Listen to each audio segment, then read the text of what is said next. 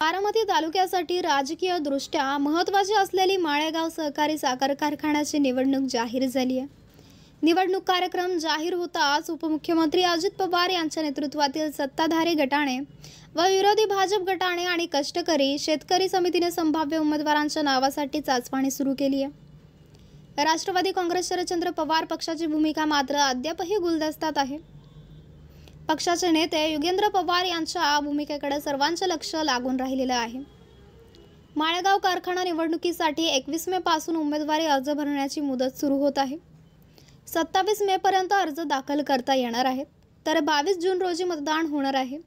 या प्रक्रियेचा कालावधी अत्यंत जवळ आल्याने सर्वच नेते मंडळी, इच्छुक उमेदवार, कार्यकर्ते वेगाने निवडणुकीच्या कामाला लागलेले आहेत।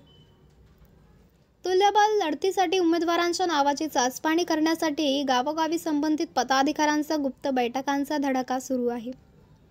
उपमुख्यमंत्री अजित पवार यांच्या नेतृत्वाखालील पॅनलमध्ये कारखान्याचे अध्यक्ष केशवराव जगताप, ज्येष्ठ नेते बाळासाहेब तावरे, संचालक मदनराव देवखाते, राष्ट्रवादीचे तालुका अध्यक्ष राजवर्धन शिंदे, जिल्हा बँकचे संचालक संभाजी होळकर यांचा समावेश आहे। तर विरोधी गटातील भाजपाचे ज्येष्ठ नेते चंद्रराव तावरे, माजी अध्यक्ष रंजन तावरे यांनी काही संभाव्य उमेदवारांनीही पॅनलची तयारी केली असल्याची माहिती मिळते। गुरु शिष्यांची संवादाबरोबर उडबस वाढलेली आहे। याशिवाय कष्टकरी समितीने ही निवडणूक बिनविरोध होऊ देणार नसल्याचे सांगितलेले आहे। त्या दृष्टीने आमचीही तयारी सुरू असल्याचे त्यांनी सांगितले।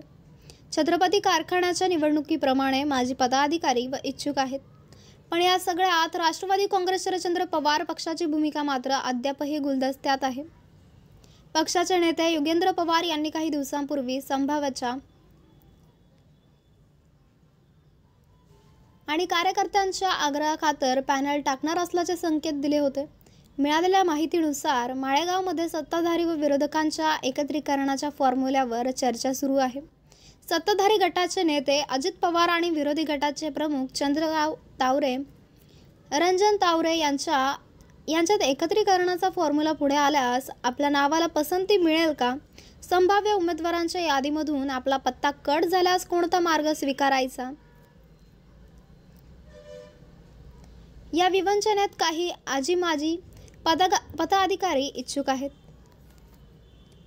तर मित्रांनो, आपल्याला काय वाटतंय? आपली प्रतिक्रिया आम्हाला कमेंट बॉक्सच्या माध्यमातून नक्कीच कळवा आणि चॅनलला आणखीनही सबस्क्राईब केलं नसेल तर चॅनलला सबस्क्राईब करा, बेल आयकॉन प्रेस करा।